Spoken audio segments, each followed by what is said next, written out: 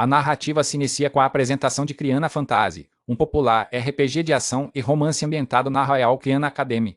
O jogo oferece aos jogadores a liberdade de se concentrarem em intensas batalhas contra feras mágicas enquanto frequentam a academia. Alternativamente, os jogadores podem optar por se envolver em rotas românticas com as heroínas da academia, levando a múltiplos finais possíveis. No entanto, independentemente da rota escolhida pelo jogador, um personagem específico sempre surge como um obstáculo. Esse antagonista é Alba Erechia, o filho de um duque, que se deleita em menosprezar os outros. Ele é descrito como um personagem forte, porém arrogante, um mulherengo autoindulgente com um temperamento explosivo. Alba está destinado a ser o vilão supremo do jogo, o principal inimigo do protagonista. A cena muda, contrastando com o mundo do jogo, para uma paisagem montanhosa e serena. No meio das montanhas, o mesmo Alba Erechia, agora o filho delinquente de um duque vivendo em reclusão, sai de sua cabana com uma enxada, saudando uma nova manhã. O ambiente é pacífico, preenchido pelo som de pássaros cantando. A paz da natureza o cerca enquanto ele começa seu dia arando os campos, imerso em seus pensamentos. Pequenos animais da floresta também fazem parte da paisagem tranquila. Enquanto trabalha, ele reflete que já se passaram 3 anos, um pensamento que revela seu grande segredo. Ele é, na verdade, alguém que reencarnou no corpo de Alba. Em um flashback de 3 anos atrás, na mansão do Duque Erechia, o protagonista acorda confuso no corpo de Alba, não reconhecendo nenhum ambiente nem seu próprio reflexo no espelho. A grandiosa mansão da família Erechia é o cenário de sua súbita reencarnação. Lentamente, fragmentos de memória retornam, e ele se lembra de um jogo específico que costumava jogar. Ele recorda que Criana Fantasy é um jogo de fantasia juvenil ambientado na Criana Royal Academy, onde um vilão é garantido para se interpor no caminho do jogador. Esse vilão é, inequivocamente, Alba, que antagoniza o protagonista e as heroínas. Em certas rotas do jogo, ele age como um rival, tentando roubar a afeição da heroína. Em outras ocasiões, seu caminho é ainda mais sombrio. Ele pode sucumbir ao mal e se tornar o destruidor da própria academia. Seu olhar se enche de malícia e poder corrompido. Não importava a rota ou as escolhas do jogador, Alba estava destinada a ser o vilão final. Seus atos de vilania eram uma constante em todo o jogo. Ele se manifestava como uma força de destruição inevitável. A memória do protagonista sobre o jogo é incompleta, pois ele nunca completou todas as rotas. No entanto, ele se lembra de Alba vividamente devido à sua persistência irritante. Olhando para seu reflexo, a terrível verdade o atinge. Ele reencarnou como Alba, uma única e avassaladora conclusão domina sua mente confusa. A percepção o atinge com força. Sua mente em pânico só consegue chegar a uma resposta. A resposta é que Alba está fadada a morrer. Sua morte é um evento roteirizado, ocorrendo seja em um duelo com o protagonista por uma heroína ou como punição por suas más ações. Não importa o caminho tomado no jogo. A bandeira da morte de Alba é inevitável. Ele se recusa a aceitar passivamente esse destino. A ideia de esperar por sua própria morte sem entender o motivo de sua reencarnação é insuportável. Embora não saiba como mudar o destino, ele se decide pela única ação lógica que lhe ocorre: fugir. Sua fuga é descoberta quando as criadas encontram seu quarto vazio. Ele foge no meio da noite, levando todos os objetos de valor que consegue carregar, determinado a escapar de seu destino e sobreviver vendendo os bens para viver uma vida tranquila no campo. De volta ao presente, 3 anos depois, ele vive uma vida simples nas montanhas, embora inconveniente em comparação com sua vida anterior. É uma aposentadoria tranquila e cheia de trabalho. Acima de tudo, ele está feliz por estar vivo. Nesses 3 anos, ele mudou sua aparência tingindo e cortando o cabelo e comprou uma pequena cabana para viver isolado. Sua paz é interrompida quando uma voz feminina o chama, se desculpando por ter acordado tarde. Ele percebe que a deusa do destino não o deixaria escapar tão facilmente e cumprimenta a garota, chamada Célia. Célia Margaret, com um sorriso, devolve o cumprimento. Ela é uma das heroínas do jogo. Ela lhe entrega uma carta. Ele, brincando, sugere que ela coma se for sobre suas dívidas, ciente de que ela é um dos potenciais interesses amorosos do jogo. Célia repreendeu de forma brincalhona, dizendo que não é uma cabra. Sua resposta o faz rir. Ele afaga a cabeça dela carinhosamente. O gesto a deixa feliz, mas ele sabe que, para sua própria segurança, não deveria se envolver com ela. Ele reitera para si mesmo que deve manter distância. A razão é clara. Célia é uma das personagens que pode ativar sua bandeira da morte. Ela é a Santa, uma figura rara e famosa abençoada pela deusa, com poderes de cura e a capacidade de prever desastres. A história de como uma santa acabou envolvida com ele remonta 6 meses antes. Naquela época, ele vivia sozinho, se adaptando à vida nas montanhas. Por ser o mesmo mundo do jogo, ele já tinha familiaridade com os vegetais locais, o que facilitou o início de sua vida como agricultor, algo pelo qual era grato. Ele suspeitava que sua família não o estava procurando, o que era um alívio para suas preocupações. No entanto, ele descobriu que as pessoas da cidade o tratavam como se estivesse morto. Como sua família não desmentiu os rumores, ele concluiu que eles também o odiavam. Terminando seu trabalho na colheita, ele se espreguiça. Subitamente, um som distante chama sua atenção. Pássaros voam no céu. Ele identifica o som como um grito vindo das montanhas. Uma carruagem está sendo atacada. Os guardas da Santa são rapidamente eliminados enquanto a mandam fugir, deixando-a sozinha e cercada. Célia fica encurralada pelos assassinos, tremendo de medo. Enquanto um dos agressores se aproxima para o golpe final, ela grita desesperadamente. Antes que a lâmina a atinja, um raio explode o atacante. A velocidade do evento choca tanto Célia quanto os outros assassinos. Alba surge do clarão, declarando que, embora não saiba o que está acontecendo, não se deve fazer garota chorar. Ao se virar para Santa, ele sente que o rosto dela é familiar, e ela também parece reconhecê-lo. A realização o atinge. Ele se lembra dela, uma das heroínas do jogo. Ele fica profundamente perturbado. A razão pela qual se isolou nas montanhas era para evitar encontrar qualquer um dos personagens principais, mas o destino o encontrou. Enquanto ele pondera sobre como a deusa do destino não o deixará escapar, os assassinos restantes saltam para atacá-lo. Célia grita para ele fugir. Contudo, ele decide que, uma vez que o contato foi feito, não há como evitar, ele conjura raios e derrota os agressores facilmente. Célia fica chocada ao testemunhar a derrota de todos os assassinos em um único flash azul. Desde que se isolou, ele treinou implacavelmente para dominar a magia deste mundo. Apesar de saber que é um mundo de jogo, ele sente culpa por tirar a vida de outras pessoas. Percebendo que poderia ter o mesmo fim que eles, sua determinação para resistir ao seu destino com todas as suas forças é renovada. Após a batalha, ele se aproxima da Santa. Ele pergunta se ela está bem. Ele já sabe a resposta, vendo seus companheiros mortos ao redor. Ele se desculpa por não ter conseguido salvar os guardas dela. Em resposta, ela desaba emocionalmente. Caindo de joelhos, ela confessa que não aguenta mais.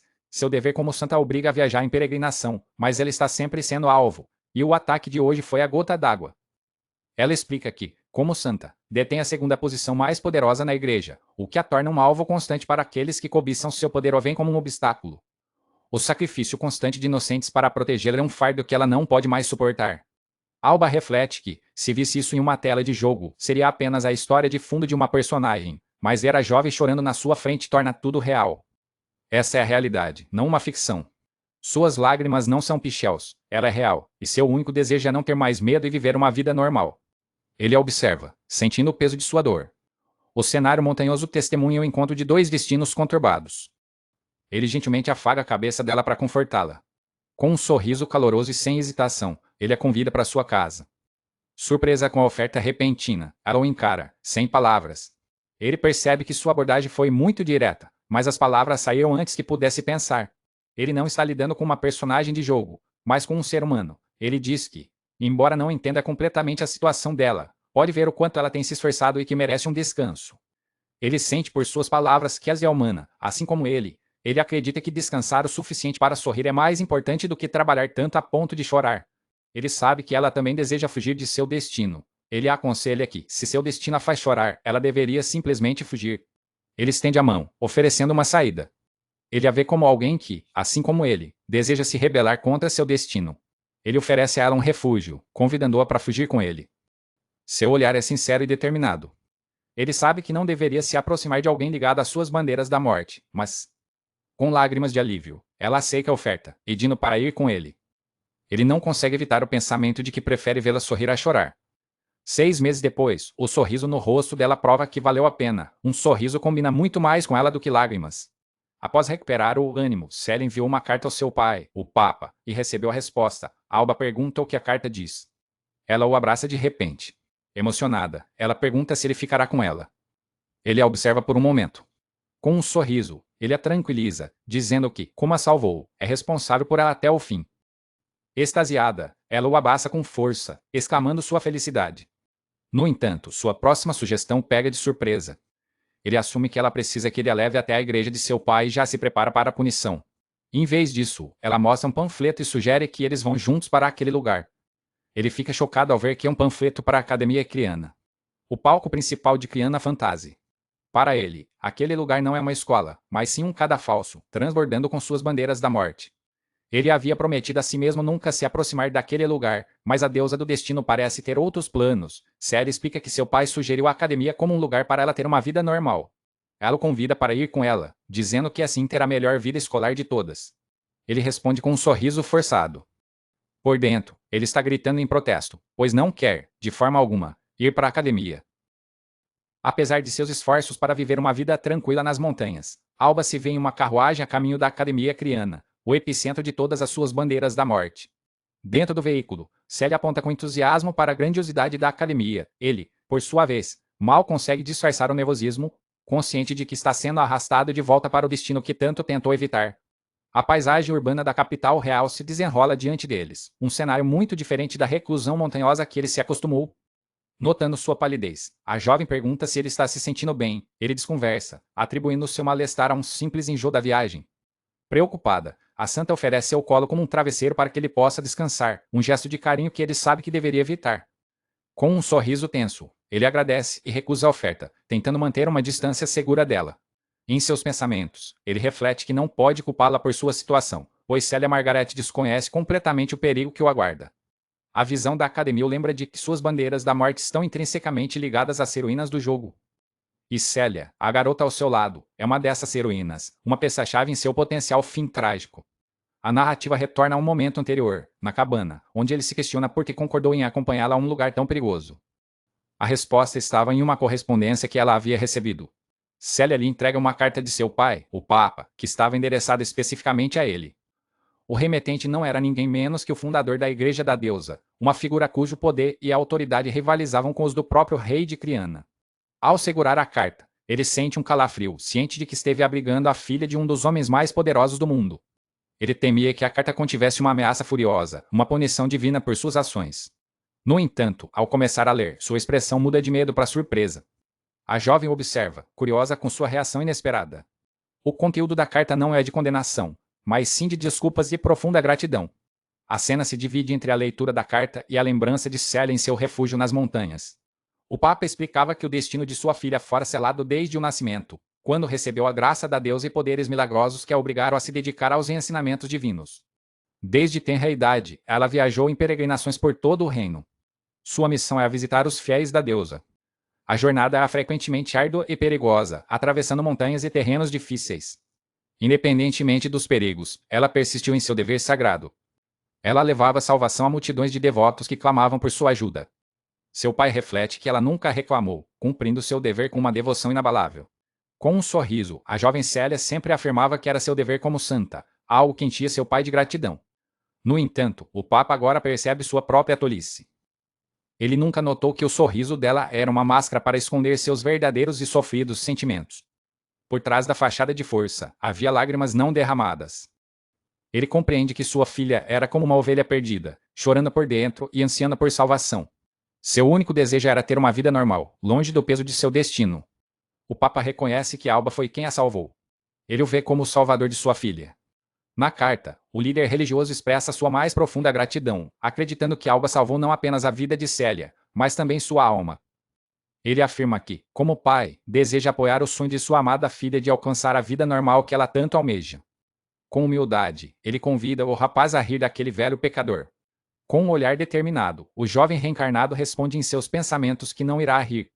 Ele diz a Célia que o pai dela é um homem maravilhoso, e ela, confusa mas feliz, concorda com um sorriso. A leitura continua, mas um novo trecho faz Alba gemer de aborrecimento, despertando a curiosidade da garota.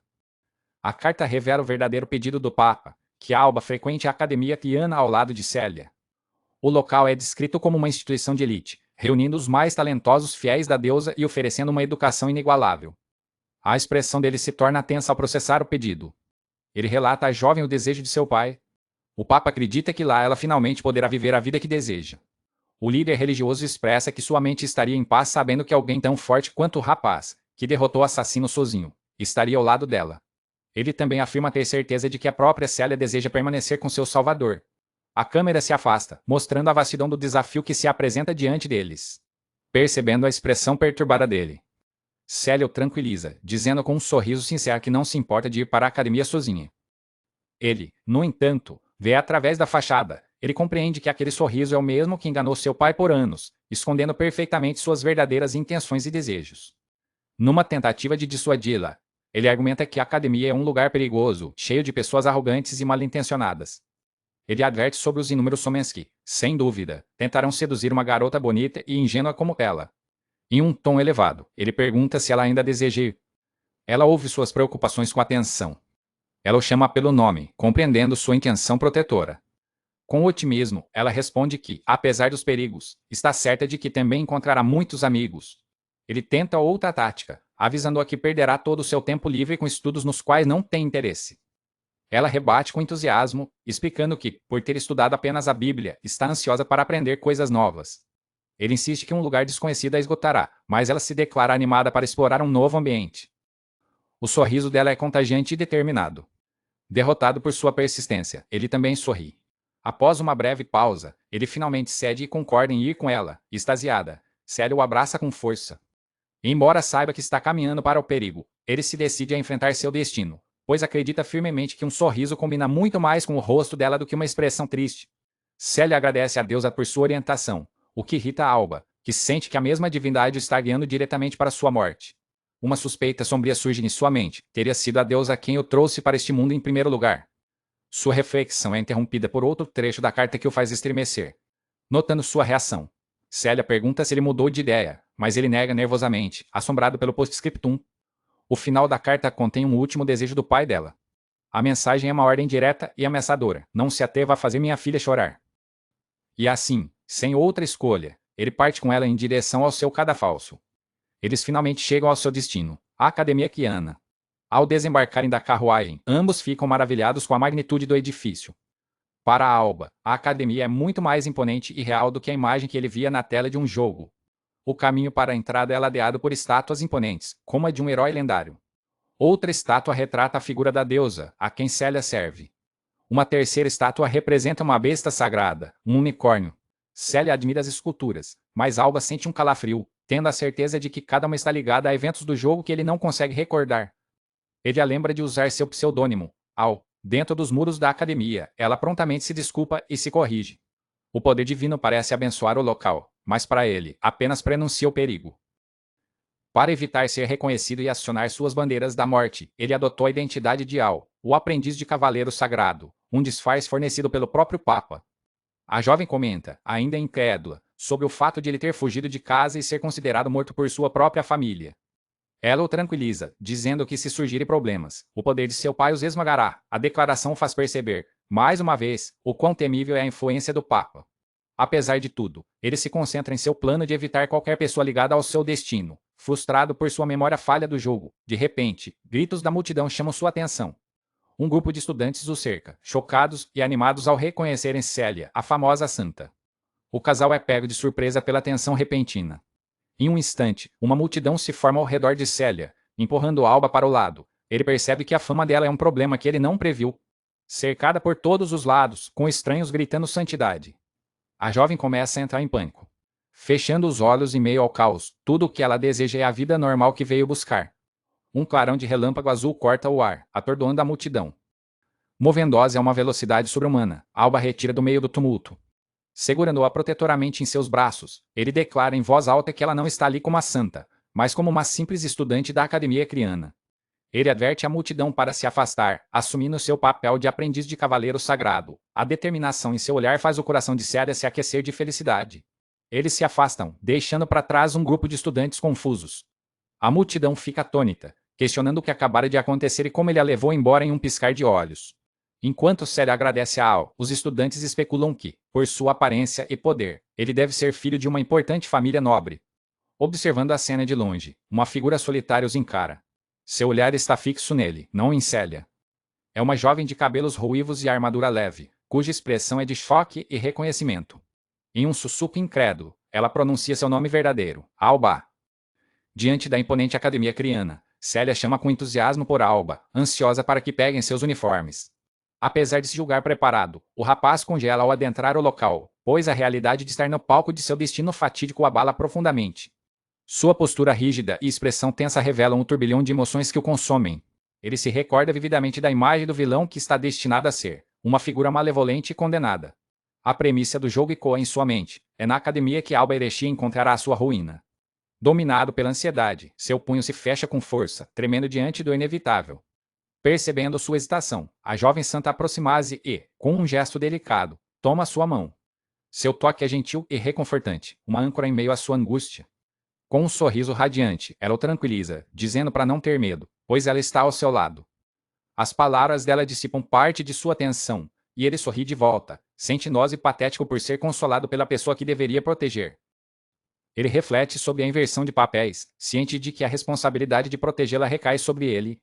Adentrando o edifício, ele se depara com um corredor majestoso. A arquitetura grandiosa do interior da academia os recepciona. Os dois param diante de um enorme e impressionante vitral que domina o salão principal. Enquanto a moça especula que a arte representa o herói protegendo a deusa, ele se limita a admirar as dimensões da obra. Seguindo seu instinto devoto, Célia se ajoelha para orar diante da imagem sagrada. O jovem a observa com um sorriso, notando que, independentemente do lugar, ela nunca deixa de rezar por todos. No entanto, a prece da santa se revela surpreendentemente pessoal, pedindo a deusa para que fiquem na mesma classe. Eles seguem para a sessão de distribuição de uniformes. Um professor de aparência peculiar os informa que foram designados para a classe unicórnio e lhes entrega os trajes. Célia comemora por estarem na mesma turma. Para o alívio de Alba, o professor os encoraja a aproveitar a vida escolar, mas o rapaz reencarnado suspeita que o velho esteja ligado a algum evento do jogo. Ao saírem do prédio, ele se sente aliviado por nada ter sido acionado ainda, enquanto sua companheira expressa sua animação para vestir o uniforme novo. Em sua empolgação, ela o chama por seu nome verdadeiro, Alba. Pecando de surpresa. Ele a lembra apressadamente de usar seu pseudônimo, Al, e ela se desculpa. Nesse instante, uma figura imponente surge diante deles. Uma jovem guerreira os interpela, questionando com um olhar penetrante se ele é, de fato, Alba, apesar da cor diferente de seu cabelo. Os cabelos ruivos e ardentes da recém-chegada são inconfundíveis para ele. Ele a reconhece instantaneamente, para a identidade original que ele herdou. Aquela mulher era uma figura inesquecível. Seu nome é Helena, uma das heroínas e alvos românticos do jogo, e, para seu desespero, uma das chaves para sua bandeira da morte. A espadachim exige saber por que ele está na companhia da santa. O casal troca um olhar nervoso, a tensão se instalando no ar. Tentando proteger o disfarce, Célia intervém, sugerindo que Helena o confundiu e o apresenta como Al, seu aprendiz de cavaleiro sagrado e assistente.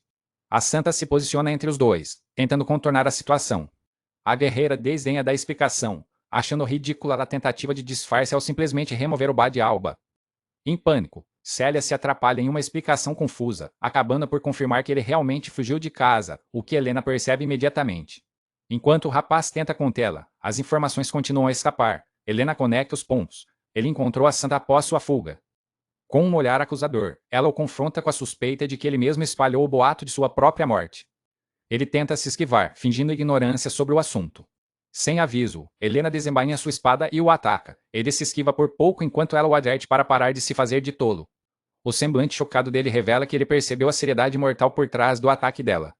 Enquanto uma multidão se forma ao redor, Célia grita seu nome em preocupação, mas ele a instrui a ficar para trás. Com a lâmina apontada para ele, a espadachim exige uma resposta final sobre sua identidade. Os espectadores reconhecem Lady Helena da prestigiosa família Persia.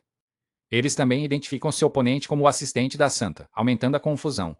Pressionado, ele percebe que não há como evitar o confronto. A determinação para lutar contra seu destino se fortalece. Ele se lembra de que fugir de casa foi o primeiro passo em sua rebelião contra o destino. Com uma resolução inabalável, ele reafirma que lutará com todas as suas forças. A reação da multidão mostra a gravidade e o espetáculo inesperado do confronto. Com calma, ele insiste que seu nome é Al. Helena sorri friamente, aceitando sua resposta e dizendo olhe para gravar em seu corpo o que está por vir. Ela o ataca novamente, declarando ser a punição por enganar a família Persia. Ele reconhece o perigo, sabendo que ela é a melhor espadachim do jogo. Em meio à fúria do ataque, ele nota uma expressão de tristeza nos olhos dela. O nome dela ecoa em sua mente enquanto ele processa a complexidade da situação. A guerreira avança com um grito de guerra, pronta para desferir outro golpe. Em um piscar de olhos, ele desaparece em um clarão de luz, reaparecendo instantaneamente atrás dela, para o choque de todos. De sua nova posição, ele aconselha se acalmar. Atônita, ela mal consegue processar como ele se moveu tão rápido. Reagindo por instinto, Helena ataca para trás, mas ele detém a lâmina com apenas 2 dedos. O gesto demonstra um controle e poder que desafiam a lógica. A espadachim fica boquiaberta, incrédula com o que acabou de acontecer. A multidão, incluindo Célia, compartilha do mesmo espanto, testemunhando um feito aparentemente impossível. Ele a encara com um sorriso confiante, revelando a verdadeira extensão de seu poder mágico.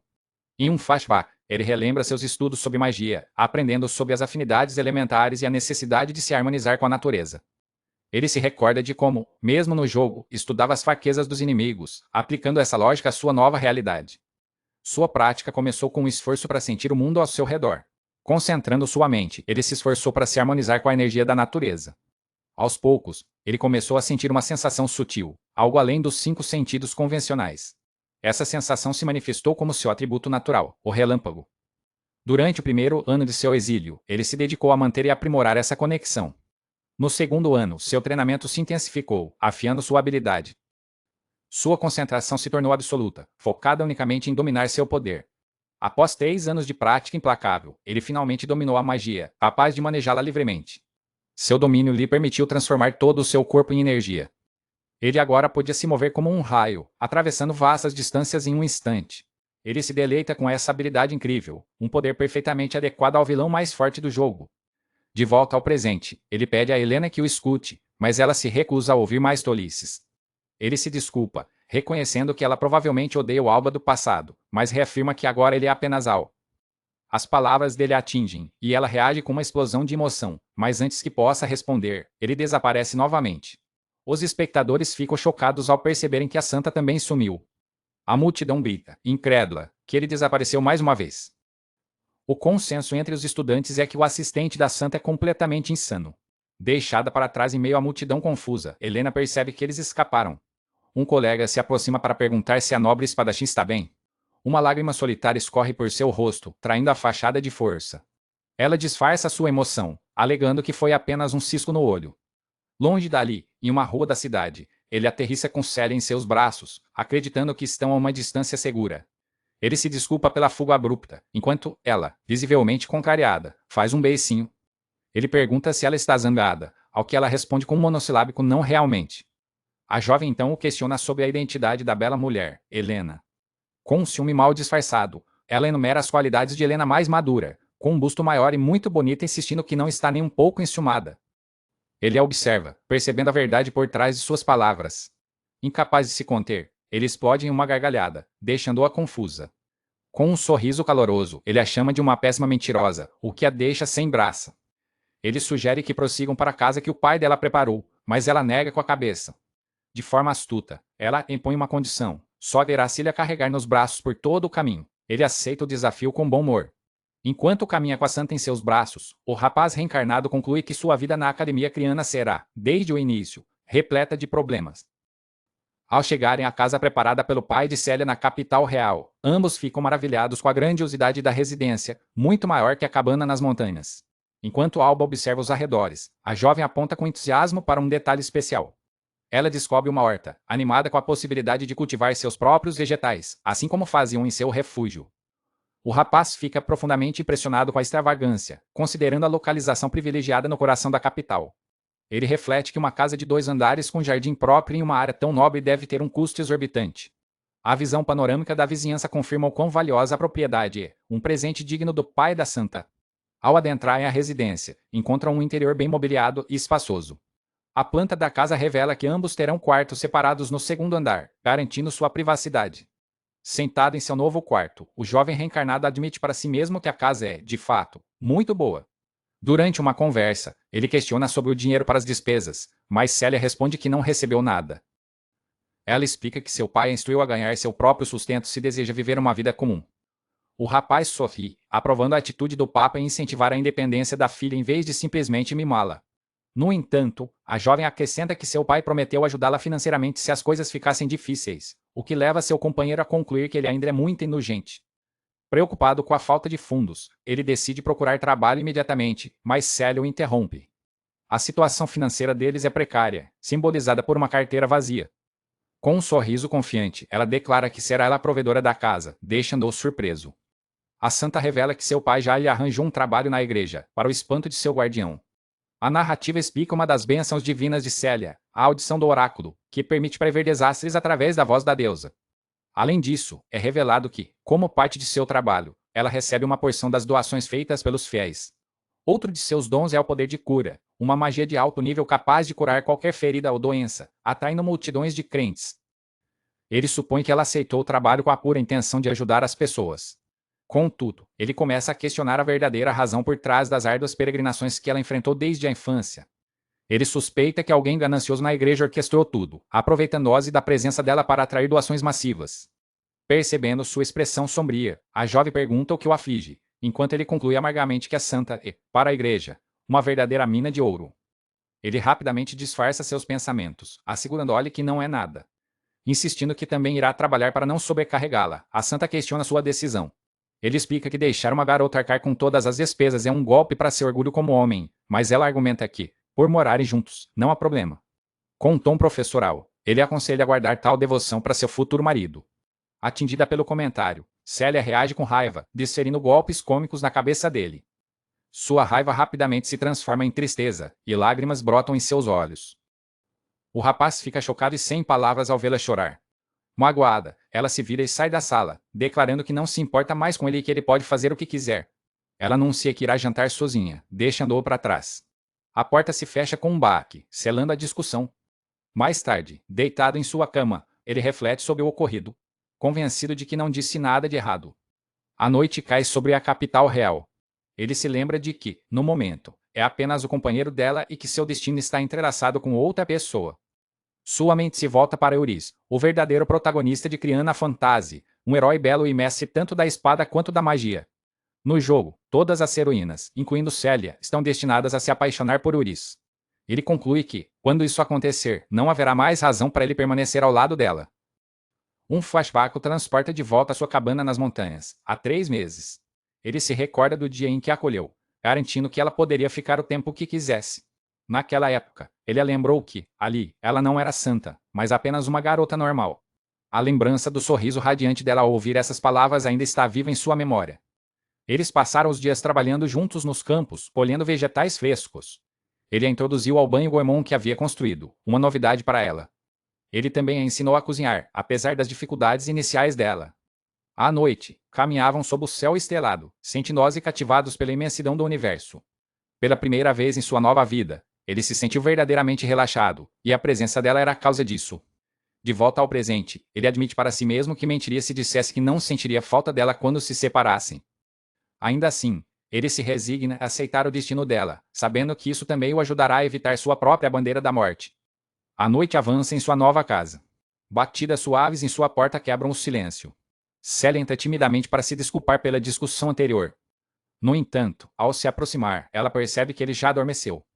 Ele dorme profundamente, alheio à sua presença. Em um sussurro, ela expressa sua gratidão, reconhecendo que é graças a ele que ela está ali hoje. Com um gesto carinhoso, ela o cobre com um lençol e o agradece silenciosamente antes de sair. A manhã chega, anunciada pelo canto dos pássaros. A luz do sol invade o quarto, despertando o jovem adormecido. Ele se senta na cama, ainda sonolento. Bocejando, ele se pergunta em que momento da noite acabou pegando no sono. Sobre a mesa, ele encontra um hambúrguer e um bilhete de Célia, pedindo desculpas e informando que já partiu para seus deveres na igreja. Um sorriso grato surge em seu rosto ao ler a mensagem carinhosa. Sem hesitar, ele começa a devorar o hambúrguer deixado por ela. Ele se delicia com o sabor familiar, refletindo com humor que a existência de hambúrgueres neste mundo só pode ser porque, afinal, um mundo de jogo. Com Célia já trabalhando para ganhar dinheiro. Ele se sente motivado e determinado a fazer o mesmo, partindo para a cidade. Seu destino é a imponente Guilda dos Aventureiros, um local central para conseguir trabalho no reino. A guilda atua como uma intermediária, gerenciando e atribuindo uma vasta gama de trabalhos, desde entregas simples até o extermínio de bestas mágicas. Aqueles que aceitam essas missões perigosas em troca de dinheiro e fama são conhecidos como aventureiros. No jogo, tornar-se um aventureiro não era necessário para a história principal, mas na vida real, ele vê isso como a maneira mais rápida de ganhar dinheiro. Analisando o quadro de missões, seu olhar é atraído por uma de extermínio de besta mágica gigante, com uma recompensa de 5 milhões de cúrias, mas ele hesita, pois nunca enfrentou uma antes. Ainda assim, confiante na força que acumulou nos últimos 3 anos, ele aperta o punho com determinação. 2 aventureiros veteranos o abordam, informando que aquele é o quadro de missões de 5 estrelas e que um novato como ele não pode aceitá-las. Sem graça, ele percebe seu erro, lembrando-se de que os novatos só podem aceitar missões de 1 estrela. Ele se dirige à recepção de 1 estrela, onde é recebido por uma atendente. Na recepção, a atendente lhe oferece uma missão adequada para seu nível, uma simples coleta de ervas. Conformado com o início humilde, ele aceita a missão de coleta de ervas, sabendo que precisa começar de baixo para aumentar seu rank. Ele se concentra em seu objetivo de subir de nível gradualmente. Como uma viagem de carruagem para a floresta ocidental seria cara, ele decide economizar dinheiro e ir correndo. Ele se posiciona e, em um instante, dispara em uma velocidade estonteante. Movendo-se como um relâmpago, ele se torna um borrão de luz para os espectadores, mais rápido que qualquer veículo. Enquanto isso, dois estudantes da academia, um rapaz e uma moça, caminham pela capital reclamando do alto custo de vida. Apesar das dificuldades, eles concordam que é um privilégio poder estudar na academia criana, mesmo sendo plebeus. Subitamente, o borrão de luz de alba passa por eles em uma velocidade incrível. A garota se assusta, pensando ter sido apenas uma rajada de vento repentina. O rapaz, no entanto, percebe que foi algo mais e murmura incrível, impressionado com o que viu.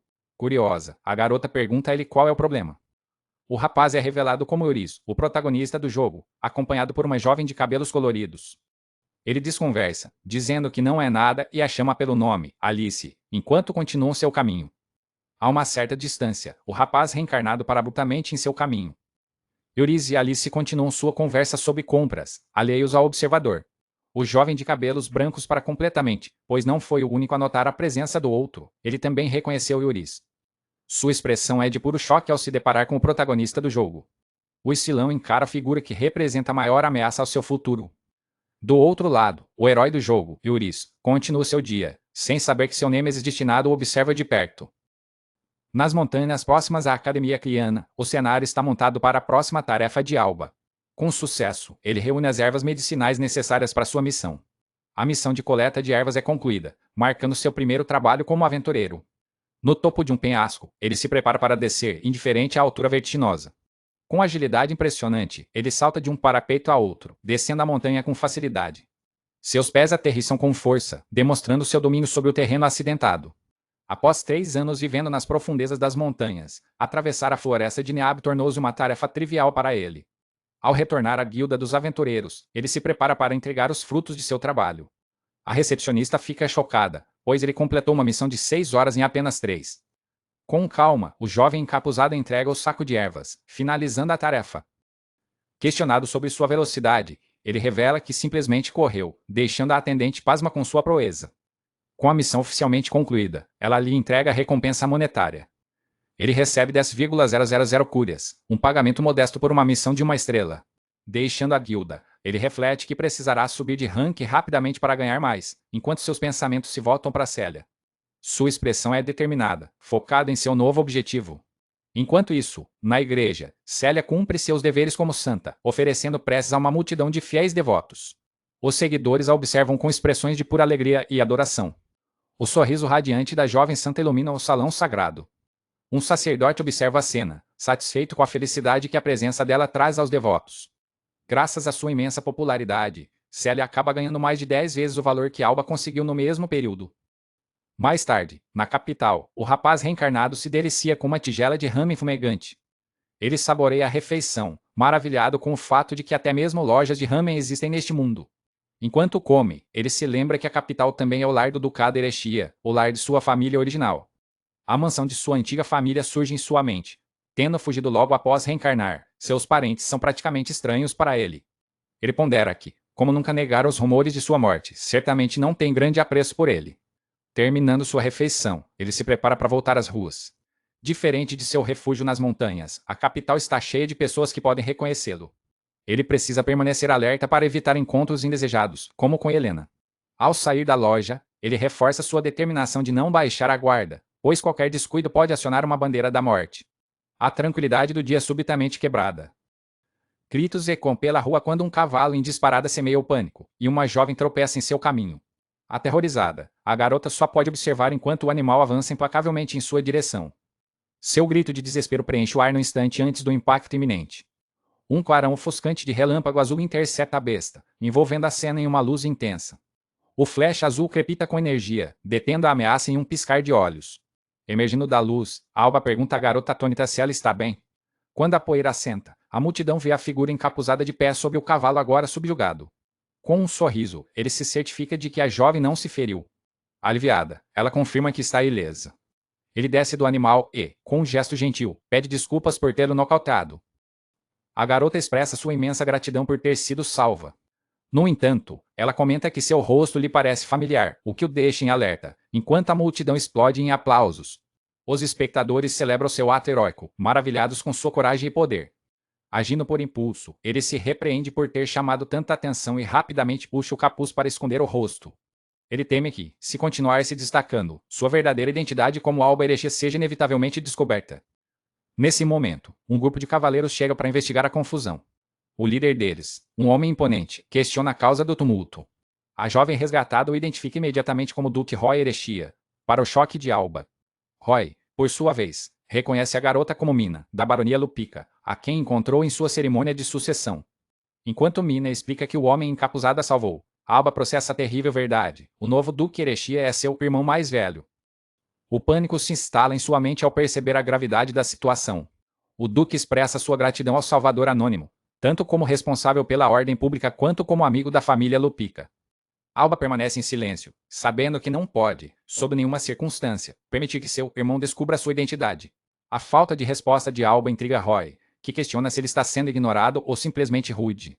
O olhar do Duque se estreita, desconfiado. Tentando se esquivar, o jovem reencarnado murmura uma desculpa e tenta se afastar. Para seu horror, Roy o chama pelo nome Alba, fazendo-o parar abruptamente. O choque é visível em seu rosto, pego completamente de surpresa. Roy explica que a voz do estranho o fez lembrar de seu irmãozinho tolo. Ainda desconfiado, ele pede para ver o rosto sob o capuz, mas Alba recusa, alegando que seu rosto não é digno de ser visto por um duque. Os olhos de Roy fixam-se nele, a suspeita crescendo a cada segundo. Com uma voz autoritária, o nobre ordena severamente que ele mostre o rosto. A tensão no local é palpável, com o destino de Alba pendendo por um fio. De repente, uma voz feminina o chama de Al, e Helena surge para intervir na situação. A chegada inesperada da espadachim o surpreende ainda mais. Mina observa a recém-chegada com curiosidade. Roy reconhece imediatamente a nobre da família Persia. Os cavaleiros observam a interação entre os nobres. Helena cumprimenta Roy educadamente, assumindo o controle da cena. Alba se vê encurralado. Atrás dele, seu irmão que o quer morto. À sua frente, sua ex-noiva que o despreza. O pânico toma conta dele ao perceber que está cercado por duas pessoas que conhecem seu verdadeiro eu. Ele encara Helena, o tigre à sua frente. Ele sente o olhar de Roy, o lobo às suas costas, e se pergunta desesperadamente o que fazer. Quando Roy pergunta se ela conhece o homem, Helena mente com naturalidade, afirmando que Al é seu amigo, um escudeiro em treinamento. Confuso com a ajuda dela, ele ouve enquanto ela inventa que veio procurá-lo porque ele estava atrasado para o encontro deles. Ela acrescenta que ajudar os necessitados e se atrasar é típico de um cavaleiro em formação. Ele a encara, questionando internamente por que sua ex-noivo está protegendo. Roy questiona a afirmação, e Helena insiste que jamais confundiria Alba com outra pessoa. Com um olhar calculista, ela joga sua cartada final, lembrando a todos que, além de ter sido sua noiva, Alba está supostamente morto. Seus olhos se encontram com os de seu irmão em um momento de silenciosa avaliação. O Duque pondera as palavras dela, atenção suspensa no ar. Alba observa a troca, seu destino nas mãos deles. Roy finalmente cede, concordando que seu irmão tolo não existe mais e se desculpa com Al pelo engano. Com o assunto resolvido, o Duque se oferece para escoltar Lady Mina para casa, confirmando para si mesmo que Alba é considerado morto. Mina se vira para seu salvador uma última vez. Com um sorriso agradecido, ela se despede. Ele aceita seus agradecimentos com um aceno de cabeça. Enquanto o grupo de Roy se afasta, Helena e Alba ficam sozinhos na rua, agora tranquila. Os dois se encaram em silêncio por um momento. Não querendo se envolver mais, ele agradece a Helena pela ajuda e tenta partir rapidamente. No entanto, sua fuga é interrompida quando a ponta da espada dela pressiona suas costas, detendo-o em seu caminho. Com a lâmina agora em sua garganta, a guerreira chama por seu nome verdadeiro, Alba, desfazendo qualquer pretensão. Com um olhar ameaçador, ela adverte que revelará sua identidade ao Duque se ele continuar a se fazer de bobo. Ele tenta, sem convicção, manter a farsa, mas seu nervosismo o trai. Derrotado, ele levanta as mãos em rendição e concorda em explicar tudo, frustrado por já estar em apuros antes mesmo de começar as aulas. Ele amaldiçoa silenciosamente a deusa do destino. Ele sente que a divindade nunca perde uma oportunidade para atormentá-lo. Sua vida parece um roteiro cruelmente escrito pela própria divindade do destino. Ele está preso em uma corrida constante contra as bandeiras da morte predestinadas, com as heroínas do jogo sendo as chaves para sua ruína. Na academia criana, a cerimônia de entrada começa com o diretor parabenizando os novos alunos, a juventude que carregará o futuro, e exortando-os a aprimorar sua sabedoria. A imponente arquitetura da academia serve como pano de fundo para o início de um novo ano letivo. Entre os novos rostos na multidão de estudantes, estão os personagens centrais dessa nova fase da história. Um arco decorado marca a entrada para a cerimônia, acolhendo os calouros.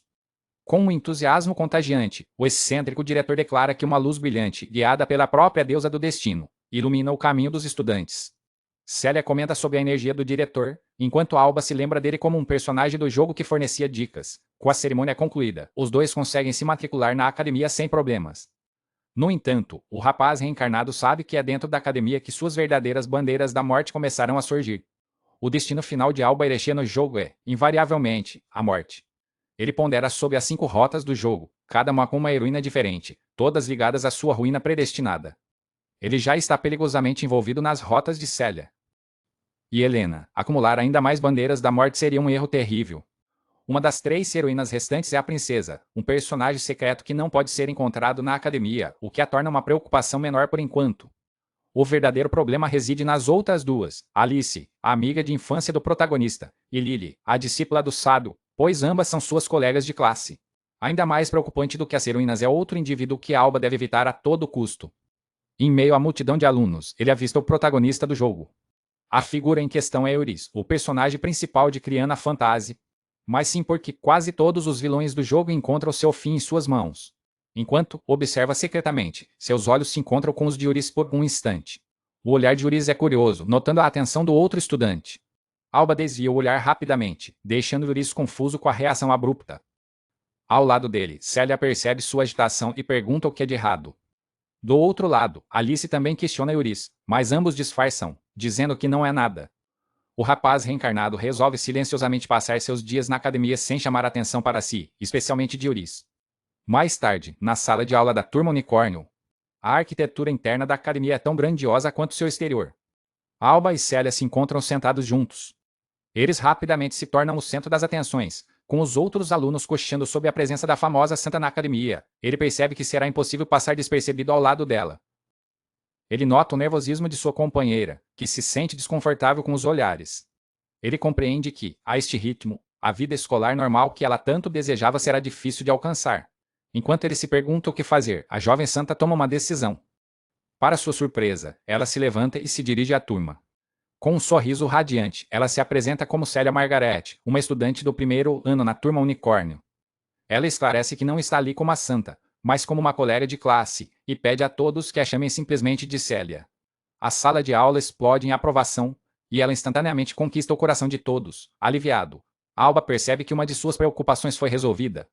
No entanto, um novo problema surge quando uma colega pergunta a Célia quem é o rapaz ao seu lado. Outros estudantes começam a reconhecê-lo vagamente, lembrando-se de rumores desagradáveis. Ele é cercado por olhares desconfiados dos outros alunos. Alba percebe tardiamente que, com tantos nobres na academia, há um grande risco de sua verdadeira identidade ser descoberta, apesar das mudanças em sua aparência. Nesse momento, Célia intervém, apresentando-o como seu amigo e aprendiz de cavaleiro sagrado, Al. Ele acha a desculpa dela implausível, duvidando que alguém acreditaria. Ele pensa que é impossível fazer as pessoas se darem bem com um cara suspeito como ele do nada. No entanto, o carisma da santa se prova mais uma vez. Para seu espanto, os outros alunos aceitam a explicação imediatamente e o recebem calorosamente, fazendo-o reconhecer o poder assustador da influência de Célia. Ela lhe lança uma piscadela cúmplice. Ele responde com um sorriso de gratidão silenciosa. Logo depois, outro estudante se aproxima para cumprimentar Al. É Helena, que revela que eles agora são colegas de classe na turma Unicórnio. Enquanto os outros cochicham sobre a beleza de Helena, Célia pergunta se é a garota do outro dia, e Alba confirma, sussurrando que já lhe contou a verdade. Ele explica em voz baixa que Helena é, na verdade, sua ex-noiva. A espadachim se vira para Célia e se desculpa formalmente pelo problema que causou anteriormente. A santa fica boquiaberta com a revelação. A notícia de que ele tinha uma noiva a deixa completamente chocada e submersa em confusão. Um flashback mostra Alba e Helena conversando em um terraço com vista para a cidade. Naquela conversa, Helena o questiona sobre sua fuga de casa. Ele confirma que abandonou sua vida anterior para renascer como uma nova pessoa. Ele se abstém de mencionar sua reencarnação, sabendo que ela não acreditaria. Ele também teme que revelar a verdade sobre as bandeiras da morte seja incompreensível para ela. A cena da conversa de 3 anos atrás continua. Helena relembra que, na época, sua família recebeu uma carta rompendo o noivado em meio a rumores de que ele havia desaparecido, morrido ou sido assassinado. Quando ele pergunta se ela também o odiava, a guerreira admite que sua família ficou radiante por se livrar de um delinquente. Ela o descreve como um mulherengo desprezível que ela considerou matar várias vezes, o que o aterroriza. No entanto, ela faz uma pausa e confessa algo inesperado. Ela admite que, quando pensou que ele estava morto, começou a chorar, deixando-o surpreso. A confissão a faz lembrar de um momento de sua infância. Uma jovem Helena chorava após seu pai criticar sua personalidade e estilo de espada por serem muito masculinos. Um jovem Alba questiona sobre o motivo de seu choro. Ele lhe disse que não importava se ela agia como homem ou mulher, pois você é Helena, e isso por si só é suficiente, palavras que a fizeram feliz. Lembrando-se disso, ela admite que não o odiava naquela época. A revelação o choca, pois essa faceta do Alba original nunca foi mencionada no jogo, fazendo-o questionar se ele era realmente uma pessoa tão má. Helena observa que ele parece ter renascido de verdade, agora sendo o guarda-costas da Santa e arriscando-se para deter um cavalo em disparada. Ela murmura que ele se tornou como era antes, deixando-o confuso. Ela então pergunta o que ele planeja fazer na academia, onde muitos nobres o odeiam. Ele responde que apenas espera que sua identidade não seja exposta. Surpreendendo-o, a nobre espadachim oferece sua ajuda para manter seu segredo. Aliviado e grato, ele agradece com um sorriso sincero. Agradecida, Helena cora levemente com a sua reação. Ela então revela sua condição. Em troca, ele também deve ajudá-la. Sua tarefa é lidar com a interminável fila de pretendentes que assediam desde que o noivado foi rompido, uma proposta que o choca por ir contra seu plano de ser discreto. De volta ao presente, na sala de aula, Alba lembra Helena de sua promessa, e ela responde que ele não deve esquecer a sua. Observando a troca, a mente de Célia se enche de perguntas sobre a promessa e o noivado. A santa se aproxima de Helena para intervir na conversa. Com firmeza, Célia lembra a espadachim que elas são colegas de classe e insiste em ser chamada pelo primeiro nome. Helena concorda com um sorriso e pede a mesma cortesia em troca. Para a surpresa de Célia, Helena cumprimenta com um afago na cabeça. Célia retribui o gesto, e as duas se dão bem instantaneamente. Ambas se encantam com a beleza e a fofura uma da outra. A jovem santa então se vira para Alba, questionando por que ele manteve em segredo sua conexão com Helena. Ele tenta se explicar, mas ela se recusa a aceitar a desculpa e faz beicinho, o que diverte a nobre guerreira. A cena é interrompida por outro estudante, que zomba de Alba por estar com uma flor em cada mão, chamando-o de mero aprendiz de cavaleiro sagrado. O recém-chegado encara o grupo com um sorriso arrogante. Ele se gaba, dizendo que o fato de Alba não saber quem ele é apenas prova o quão caipira ele é. Helena o identifica para Alba como o Albi, o filho mais velho do conde Algot. Com um olhar significativo, ela informa a Alba que o Albi é uma das pessoas com as quais ela quer que ele ajude. Um painel reforça o acordo entre os dois. Ele deve afastar os pretendentes indesejados. O Albi se aproxima de Helena com elogios, ao que ela responde com irritação, dizendo que ele nunca muda. O conde exalta a nobre guerreira, afirmando que ela vale muito mais do que imagina. Ele insiste que, embora sua casa seja apenas a de um conde, eles são nobres de alto escalão e seriam um excelente partido para a casa Persia. Helena o corta, dizendo-lhe para não fazer propostas de casamento na academia. A espadachim mantém sua postura firme diante da insistência do pretendente. O Albi ignora o aviso, declarando que não pode deixar a oportunidade escapar agora que são colegas de classe. Com um ar presunçoso, ele a descreve como uma flor desabrochando da família Persia, uma linhagem agraciada com sangue real. Ele conclui sua proposta pedindo que ela o acompanhe nessa vida. Ele argumenta que a união seria benéfica para ambas as famílias. Antes que Helena possa responder, Alba intervém, perguntando que tipo de bobagem ele está falando. Em sua mente, Alba admite que está agindo não apenas para cumprir sua promessa a Helena, mas também por seu próprio desgosto por pessoas como o Albi. Ele declara abertamente que o Albi não é adequado para ela. Com um olhar firme, Alba afirma que o Albi não compreende em nada o valor da pessoa chamada Helena. A declaração ousada deixa o nobre arrogante completamente atordoado. Os outros estudantes observam a cena em choque. As palavras de Alba com seu encontro de infância, quando ele a defendeu de forma semelhante. Célia assiste com admiração, feliz por Al ter se manifestado. As palavras dele tocam Helena profundamente, que o encara com uma onda de emoção. Enfurecido, o Albi grita que a afronta à honra da casa Algot é imperdoável.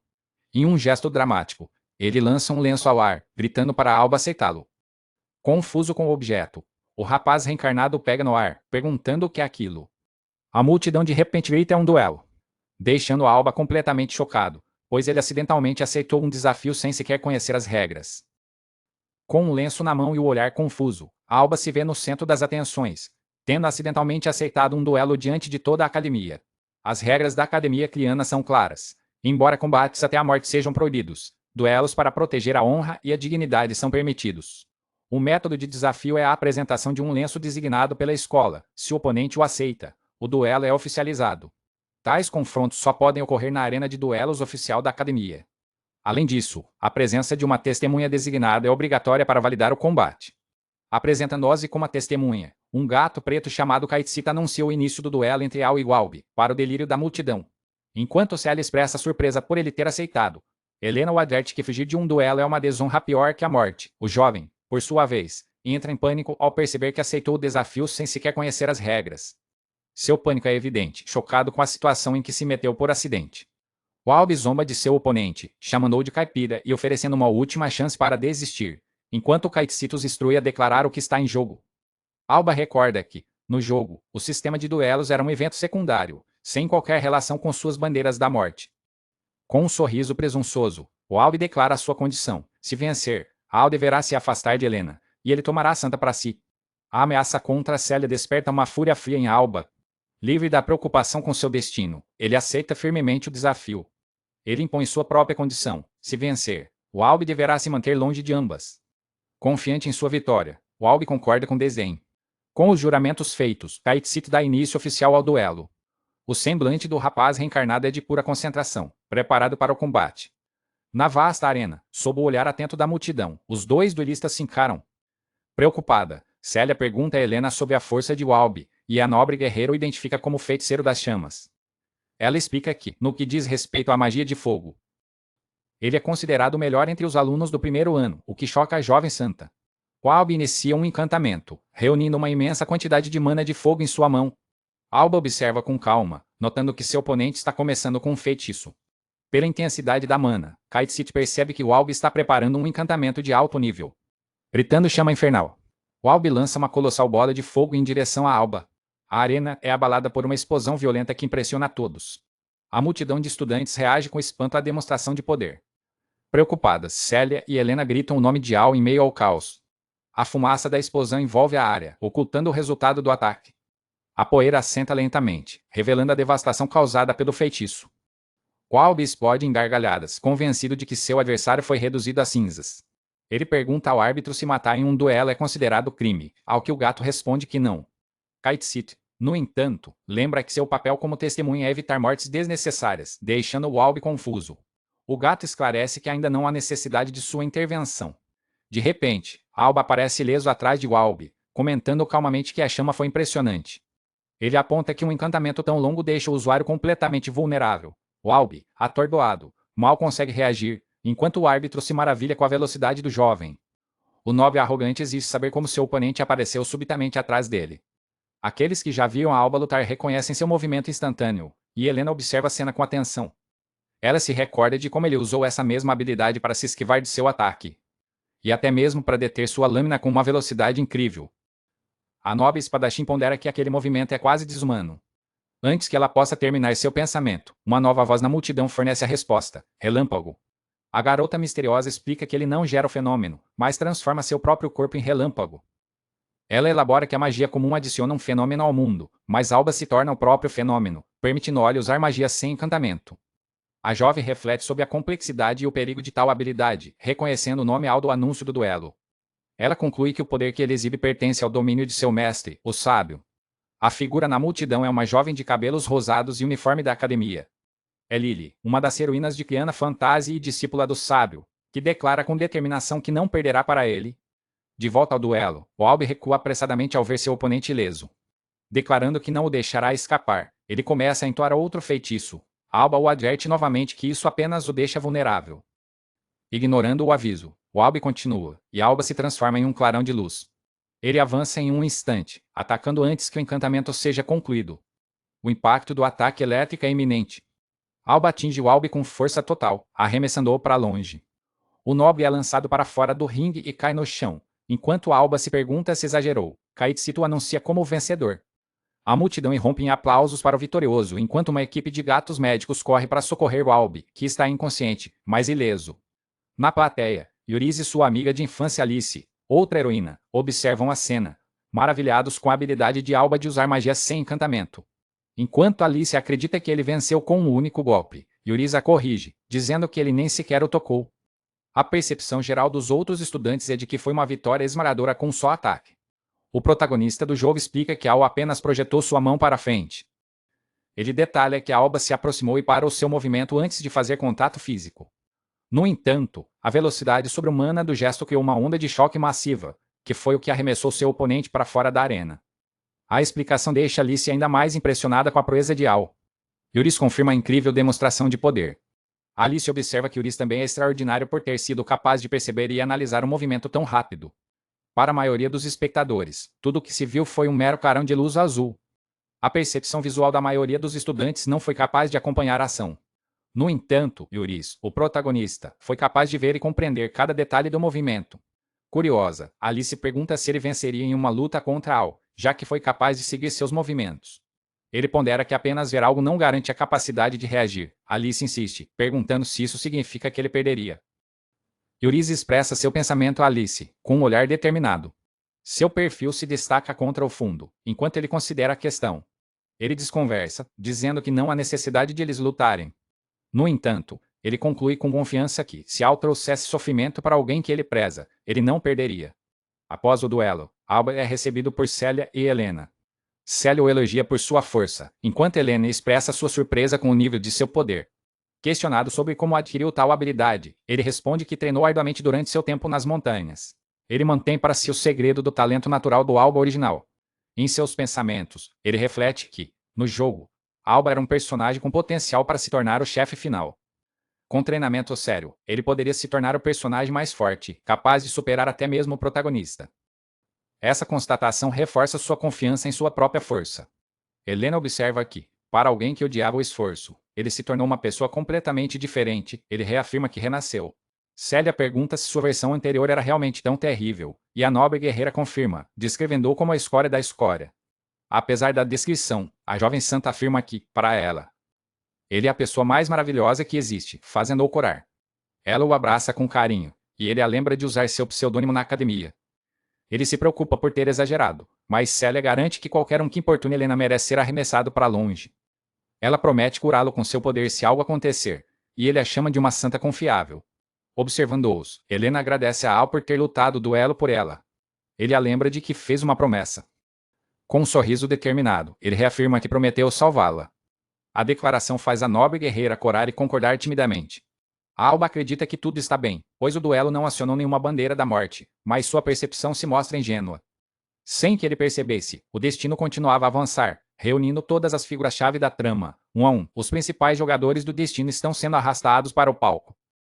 Em sua residência na capital, a rotina matinal começa a se estabelecer alguns dias após o início das aulas. Alba dorme profundamente em seu quarto, alheio ao novo dia que se inicia. Célia o chama com entusiasmo, anunciando que o café da manhã está pronto. De forma brincalhona, ela se senta sobre ele para despertá-lo. O rapaz reclama que não consegue respirar, ao que ela responde que foi a única maneira de acordá-lo. À mesa, ele elogia a notável melhora na culinária de sua companheira, que atribui progresso à prática intensiva nas montanhas. O jovem se oferece para cozinhar o jantar, e a santa prontamente pede seu famoso nikujaga. Ao se preparar para sair, ela o lembra de não esquecer sua marmita. Ela lhe entrega o almoço cuidadosamente embalado. Ao receber a marmita, o rapaz reencarnado se surpreende, pois o objeto faz lembrar dos bentos de sua vida passada. Percebendo sua hesitação, a jovem pergunta se há algo de errado. Ele disfarça, dizendo que não é nada, e ela os apressa para que não cheguem atrasados à academia. A caminho da escola, a moça comenta o quanto acha as aulas divertidas, enquanto seu guardião admite achá-las difíceis. Ao chegarem aos portões da academia, eles encontram Helena e a cumprimentam. Durante a aula, ele reflete sobre como sua vida escolar tem sido surpreendentemente pacífica. Desde o duelo no primeiro dia, nenhuma bandeira da morte surgiu. Enquanto o professor faz uma pergunta, Helena responde brilhantemente, e Célia discretamente o repreende por não prestar atenção. Nos corredores, os outros estudantes o evitam, completamente aterrorizados por sua demonstração de poder no duelo. Ele pondera que, graças a isso, tem conseguido se manter afastado de qualquer situação que possa levar à sua ruína. No entanto, apesar da segurança que essa solidão lhe proporciona, ele não pode deixar de se sentir um pouco solitário. O sino toca, anunciando o início do intervalo para o almoço. No refeitório, Helena se aproxima de Célia para almoçarem juntas e pergunta pelo paradeiro de Al. A jovem santa reclama, incrédula, que ele devorou sua marmita sozinho antes mesmo do intervalo começar. Ela acrescenta que ele simplesmente disse que iria tirar uma soneca e partiu, levando a nobre guerreira a pensar que, no fundo, ele continua o mesmo delinquente de sempre. Fiel à sua palavra, Alba cochila tranquilamente sob a sombra de uma árvore no pátio da academia. Sua razão para evitar o almoço é estratégica. No jogo, almoçar com as heroínas aumenta a favorabilidade, um gatilho para suas bandeiras da morte. Enquanto descansa, uma figura feminina se aproxima e para diante dele. A recém-chegada pergunta timidamente se pode se juntar a ele para o almoço. Pego de surpresa, o rapaz desperta em um sobressalto. Ele reconhece a garota como Mina, a jovem que ele salvou do cavalo desgovernado alguns dias antes. Ela se apresenta formalmente, ainda o tratando com certa reverência. Mina explica que ficou surpresa ao saber que seu salvador era um colega do primeiro ano e, como forma de gratidão, preparou uma marmita para ele. A oferta o deixa chocado. Ele reconhece a situação imediatamente. É um clássico evento de almoço do jogo.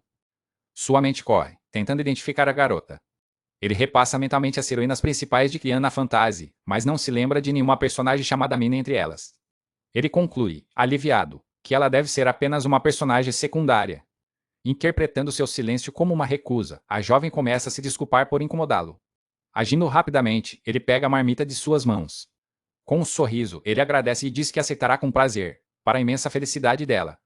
Por ela não ser uma personagem principal, ele acredita que não há perigo em aceitar sua gentileza. Sentado sob a árvore, ele elogia a comida, dizendo que está deliciosa, o que a deixa radiante. Ele a instrui a abandonar as formalidades, pois são colegas de classe. Ela concorda, corando levemente, e passa a chamá-lo apenas de Al. Ele adverte que se aproximar dele pode ter consequências sociais, já que os outros alunos o evitam. Com uma determinação surpreendente, Mina afirma que foi uma decisão dela e que não se importa com a opinião alheia. O rapaz fica impressionado com sua força de vontade e seu olhar sincero. Ela acrescenta, com um sorriso, que há benefícios em sua amizade. Brincando, ela sugere que, se forem amigos, talvez ele a salve novamente no futuro, o que os faz rir. Entrando na brincadeira, ele promete com um grande sorriso que fará tudo ao seu alcance para ajudá-la. Uma voz cortante interrompe o momento, perguntando se eles estão se divertindo, o que o assusta. Célia surge com um sorriso forçado e uma aura ameaçadora, questionando por que ele está flertando com outra garota após se recusar a almoçar com ela. Visivelmente intimidada, Mina anuncia que precisa voltar para a sala, deixando-o confuso. Ele tenta desesperadamente explicar que é um mal-entendido. A jovem se despede de Célia com uma reverência apressada e se retira. Os três ficam em um silêncio constrangedor por um momento, antes de Mina se afastar. Ao sair, a garota reconhece Célia como a santa, revelando o verdadeiro motivo de sua partida súbita. A sós com a santa, ele explica que a garota era Mina, uma colega de classe que ele ajudou na cidade. Ele acrescenta que ela pertence à baronia Lupica, uma família que Helena também conhece. A jovem comenta que, sendo uma colega, Mina provavelmente participará do próximo evento, uma observação que o atinge como um raio ao se lembrar do que está por vir. Sua mente exibe uma tela do jogo, anunciando o primeiro grande evento de Criana Fantasy, a excursão juvenil. O evento serve como um tutorial, onde os alunos devem lutar contra bestas mágicas facas na floresta de Neab enquanto coletam ervas. No entanto, para ele, esse evento é crucial, pois as escolhas feitas aqui podem aprofundar laços com as heroínas e levá-lo diretamente a uma bandeira da morte. Dias depois, os estudantes chegam à floresta de Neab para a excursão. Célia expressa seu nervosismo, mas ele a tranquiliza. O cenário da floresta de Neab se estende diante deles, um local de teste para os calouros. Helena também intervém para acalmar a jovem santa, garantindo que estará lá para protegê-la. Um professor assume a liderança, instruindo os alunos a segui-lo. Com excesso de confiança, o professor assegura a todos que não perderia para uma mera besta mágica. Conhecendo o roteiro do jogo, o rapaz reencarnado sabe que o sorriso do professor desaparecerá em breve e relembra as 4 rotas possíveis do evento. A primeira opção é resgatar e curar os estudantes ao lado de Célia. A segunda é lutar contra as bestas mágicas em conjunto com Helena. A terceira envolve o resgate de Alice, a amiga de infância do protagonista, que se perdeu. A quarta e última opção está ligada a Lily, embora os detalhes lhe escapem da memória. Ele sabe que, em qualquer uma dessas rotas, o protagonista Yuriz inevitavelmente aparecerá. Sua escolha deve ser extremamente cuidadosa para não cruzar o caminho do herói. A excursão começa, com os alunos se espalhando pela floresta. Célia e suas amigas exploram a natureza. Enquanto isso, Helena demonstra sua habilidade com a espada, derrotando facilmente vários monstros e impressionando os colegas. Em outra parte, Yuriz e Alice caminham e conversam despreocupadamente. Isolada, Lily aproveita a tranquilidade para ler um livro. O professor guia seu grupo, pedindo cautela ao entrarem no habitat das bestas. Subitamente, o professor para, sentindo um tremor sutil e uma presença estranha no ar. Antes que possa reagir, uma horda de bestas mágicas surge em uma debandada avassaladora, deixando-o em pânico.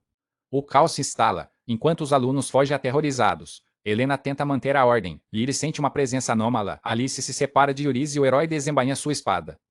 Observando a cena, Alba confirma para si mesmo que o evento principal começou, a grande debandada das bestas demoníacas.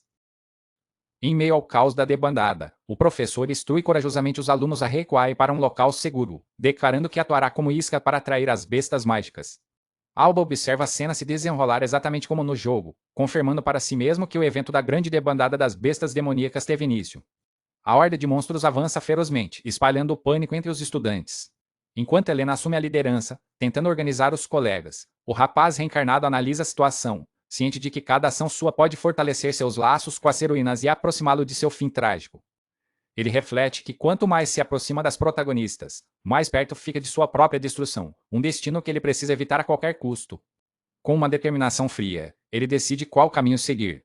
Sua escolha é seguir o roteiro original do vilão Alba, abandonar a todos e fugir da floresta para salvar a própria pele. Enquanto Célia e seus amigos fogem, um deles é brutalmente atacado por um monstro semelhante a um urso. Em desespero, a jovem grita por Alba, atraindo a atenção da criatura para si.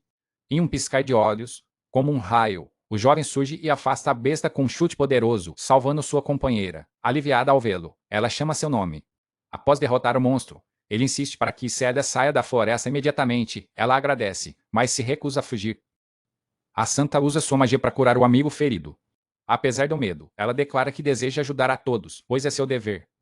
Ela o encara com convicção, afirmando que ficará para ajudar os feridos. Com um olhar cheio de fé, ela pede que Al use seu poder para salvar a todos.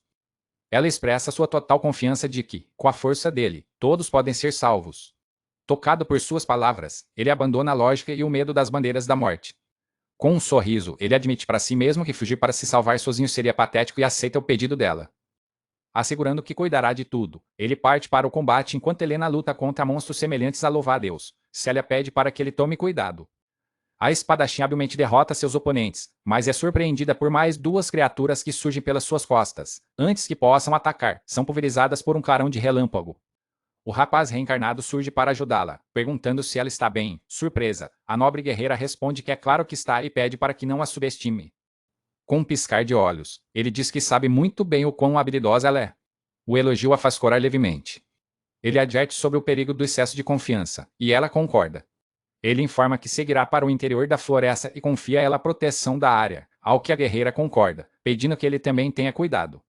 Avançando, o jovem aniquila as bestas em seu caminho, lembrando-os de que o evento no jogo termina com a derrota do chefe na parte mais profunda da floresta. Ele se preocupa, pois este evento deveria ser para iniciantes, com monstros de baixo nível.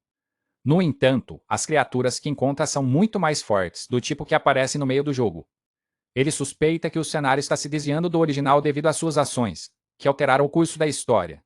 Ao chegar na parte mais profunda da floresta, ele se depara com o chefe final. Para seu espanto, o chefe também mudou. Agora é uma quimera, uma besta demoníaca de 3 cabeças.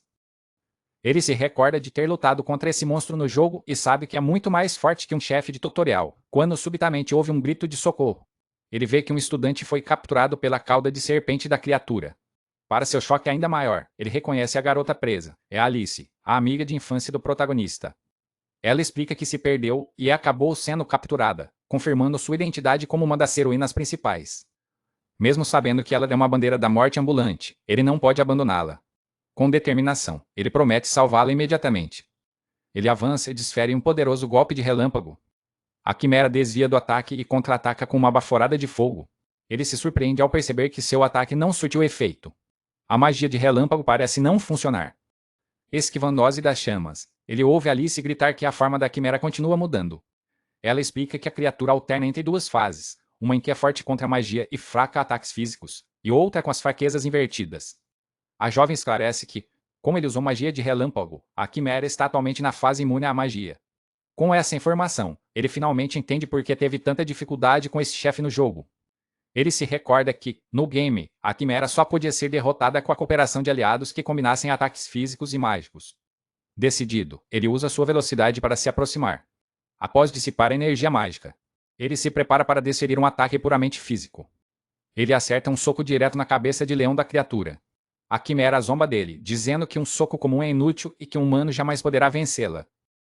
A besta contra-ataca, forçando o rapaz a recuar. Ele percebe que lutar de mãos vazias é quase impossível, mas não trouxe armas. Alice, ainda presa, grita palavras de encorajamento, o que o irrita. Irritado, ele responde que ela não está em posição de falar, já que está capturada. Enfurecida, a serpente aperta seu corpo em torno de Alice, que grita de dor. Antes que a criatura possa esmagá-la, a cauda é subitamente fatiada em pedaços, libertando a garota. Alba fica chocado com a intervenção. O responsável é Euris, o protagonista do jogo, que surge para salvar sua amiga. Alice expressa sua fé de que ele viria para salvá-la. Com um sorriso, o herói responde que é claro que viria. A quimera volta sua atenção para o recém-chegado. Euris coloca Alice em segurança sob uma árvore, dizendo para ela descansar. Ele avança para a criatura, declarando que também está furioso. Com um olhar feroz, ele afirma que é imperdoável que a besta tenha tentado ferir alguém precioso para ele. Observando a batalha, Alba fica impressionado com os ataques rápidos e precisos de Euris, como era de se esperar do protagonista. No entanto, os golpes de espada parecem não ter efeito. Alice explica que a quimera mudou sua fraqueza novamente, tornando-se vulnerável à magia. Agora imune a ataques físicos, a criatura resiste aos golpes do herói. Compreendendo a situação, Alba percebe que agora é a vez da magia. Ele volta à luta e desfere um poderoso chute carregado de relâmpago, que dessa vez causa dano significativo a uma das cabeças da quimera. Embora ele seja a última pessoa com quem ele gostaria de se envolver, o escilão decide cooperar para terminar a batalha rapidamente. Ele declara que vai ajudar o protagonista, para o entusiasmo de Alice, que observa a formação da dupla. Enquanto a quimera ruge, Euris pergunta a Alba qual é o plano. O escilão responde que há apenas uma coisa a fazer, e o herói concorda, ambos se preparando para atacar juntos. A dupla improvável avança simultaneamente, com Alba canalizando um chute de relâmpago e Euris preparando sua espada para um ataque coordenado contra a besta. O primeiro a atacar é Alba, que desfere um poderoso chute carregado de eletricidade diretamente na cabeça da quimera. No entanto, seu ataque se mostra ineficaz, pois a criatura já alterou sua resistência mágica, frustrando o rapaz. A quimera ruge em desafio, ilesa pelo golpe elétrico, confirmando a mudança em suas fraquezas. Aproveitando a abertura, Euris avança com sua espada. Os dois jovens guerreiros concordam em pressionar o ataque, alternando seus golpes para explorar as fraquezas mutáveis da criatura. À distância, Alice observa a batalha, testemunhando a perfeita sincronia entre o espadachim e o mago de relâmpagos. Ela analisa a estratégia da dupla, percebendo que a quimera não tem como se defender. Se bloquear a magia de Alba, fica vulnerável à espada de Euris, e vice-versa. Com admiração, ela conclui que os dois formam uma dupla invencível, uma combinação perfeita de poder físico e mágico. Com a quimera derrotada, Euris reflete sobre o talento assustador de seu novo aliado, cuja magia avançada transforma o próprio corpo em relâmpago. Em um flash de poder, Alba libera uma onda de choque elétrica, contribuindo para a derrota avassaladora da besta demoníaca. Alba, por sua vez, reconhece a proeza do herói, cujos movimentos e esgrimas são tão rápidos que nem mesmo sua própria velocidade de relâmpago consegue superá-los. Com a quimera finalmente vencida, o campo de batalha se acalma, e os três estudantes se reúnem. Euris agradece profusamente a Alba por ajudar a resgatar Alice, que também expressa sua gratidão. O rapaz reencarnado, no entanto, minimiza seu papel na luta. Pego de surpresa pela pergunta de como sabia seus nomes, Alba inventa uma desculpa apressada. Ele alega que costuma pesquisar outros estudantes fortes de sua idade, uma explicação que Alice, embora ache infantil, acaba por aceitar. Já ciente da resposta, ele pergunta se os dois são amigos de infância e Euris confirma que cresceram juntos na mesma aldeia. O protagonista do jogo expressa seu imenso alívio por ela estar a salvo. Com um sorriso provocador, Alice pergunta se ele estava realmente tão preocupado com ela. Euris responde com sinceridade que sim, pois a considera como uma irmã mais nova. A declaração do herói paira no ar, e Alba observa a reação de Alice. A jovem de óculos vira o rosto, visivelmente desapontada com a resposta. Sua expressão se fecha em uma mistura de tristeza e frustração. Murmurando para si mesma, ela repete com desdém as palavras irmã mais nova. O escilão observa a cena, sentindo a tensão entre os dois amigos de infância. Em um acesso de raiva, Alice soca Euris, exclamando que também poderia ser a irmã mais velha, levando Alba a concluir que o herói tem seus próprios problemas para lidar. Euris sugere que voltem para os outros, mas Alba recusa, explicando que pertence a um grupo diferente e que retornará sozinho. Apesar da recusa, o herói e sua amiga insistem para que ele os acompanhe pelo menos parte do caminho, lembrando-o de que agora são amigos. Os dois tentam convencê-la a não se afastar, mas sua decisão já está tomada. Ele recusa firmemente, alegando que odeia ser arrastado, enquanto pensa consigo mesmo que não pode mais se envolver com aquelas bandeiras da morte ambulantes. Antes de se separarem, Yuri se despede com um sorriso, prometendo nunca esquecer sua gentileza, o que apenas aumenta o conflito interno de Alba. Enquanto se afastam, o rapaz reencarnado reflete sobre seu destino trágico de se tornar inimigos mortais, desejando que o herói não fosse tão amável. Ele acena em despedida, selando o fim de sua breve e perigosa aliança. Sozinho novamente, ele se vira, sentindo que a provação ainda não acabou. Seu olhar se fixa em um ponto da floresta, sua intuição em alerta. Ele se dirige a uma árvore próxima, questionando a identidade do observador oculto. Com convicção, ele afirma saber que alguém esteve assistindo à batalha o tempo todo. Ele deduz que a pessoa está usando magia de invisibilidade para se esconder. Envolto em eletricidade, ele adverte que se esconder é inútil, pois seu estado de relâmpago lhe permite sentir qualquer presença próxima, como se suas antenas estivessem eriçadas. Com impaciência, ele exige que o estranho se revele. Seu olhar se estreita, questionando se a presença misteriosa é amiga ou inimiga. Uma voz surpresa ecoa de trás da árvore, impressionada com sua habilidade de detecção. A magia de camuflagem se desfaz, revelando uma jovem chocada por sua técnica ter sido descoberta tão facilmente.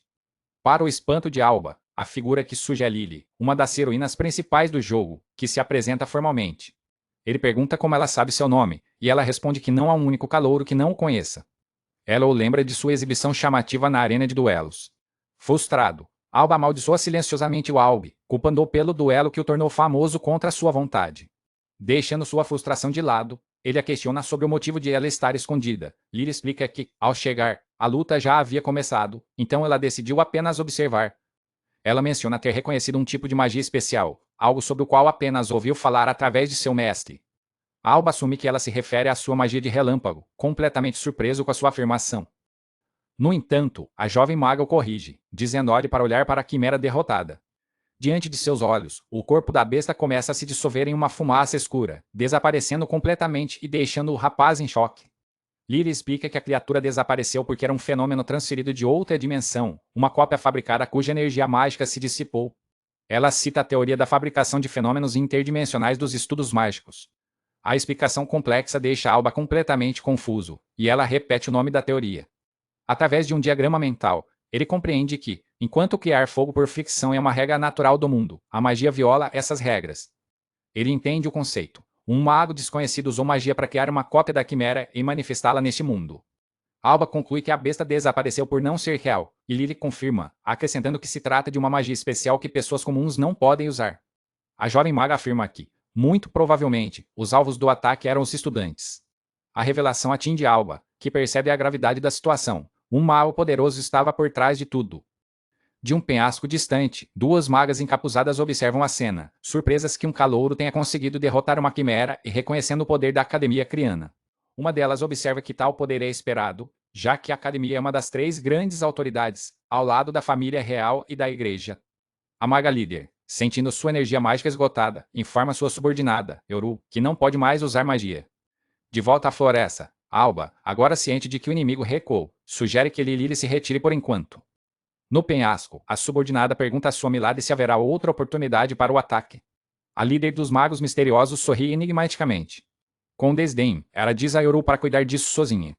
A subordinada responde que seus poderes não são adequados para combate em grupo, e as duas se teletransportam para longe. Alba reflete sobre os acontecimentos, confirmando sua suspeita de que o cenário do jogo está mudando drasticamente, transformando um evento tutorial em um ataque real. Ele se pergunta se esses magos criadores de bestas estão ligados à sua bandeira de destruição. Com uma determinação sombria, ele jura não ter misericórdia caso se tornem seus inimigos. Lily concorda que o inimigo provavelmente deixou a floresta. Quando Alba se prepara para partir, ela o detém, perguntando quem o ensinou a usar magia. Pego de surpresa, o rapaz hesita por um momento antes de responder. Ele afirma calmamente que é autodidata. A resposta deixa a jovem maga surpresa e intrigada. Seu olhar se torna perspicaz, achando a existência dele fascinante. Com um sorriso enigmático, Lyra declara que desenvolveu um interesse por ele. Ela se despede e parte, deixando-o para trás na clareira. Alba entra em pânico, percebendo que, sem intenção, aprofundou sua relação com outra heroína, ativando mais uma bandeira da morte. Enquanto isso, em outra parte da floresta, Célia usa seus poderes sagrados para curar os estudantes feridos no ataque. Helena, protegendo o grupo, nota que as bestas mágicas restantes estão desaparecendo uma a uma. Próximo a ela, Eurice e Alice percebem que a debandada foi obra de alguém, agora que a ameaça cessou. Observando a cena, Lily solta uma risada discreta e satisfeita. Irritado, Alba percebe que acabou se envolvendo e avançando as bandeiras de destruição com todas as heroínas presentes. Apesar do perigo iminente para seu futuro, ele se reúne com seus amigos. Ele caminha de volta para o grupo, sua silhueta se destacando contra a floresta. Ao ver que todos estão seguros, um sentimento de alívio momentaneamente supera sua preocupação com o próprio destino. De volta à academia criana, a normalidade parece ter retornado. Na sala do diretor, o gato Kaitsit, chamado Tamakuro, relata que não houve vítimas no ataque. O diretor agradece pelo relatório e pondera sobre o verdadeiro alvo do inimigo, os calouros ou algo completamente diferente. Sua preocupação principal reside na identidade desconhecida dos agressores, um grupo sombrio e poderoso. O semblante do diretor se torna sério ao refletir sobre essa nova ameaça. A líder dos magos misteriosos sorri, confiante em seus planos futuros. Com determinação, o diretor declara que, quem quer que sejam os inimigos, não devem subestimar o poder da academia e de seus alunos.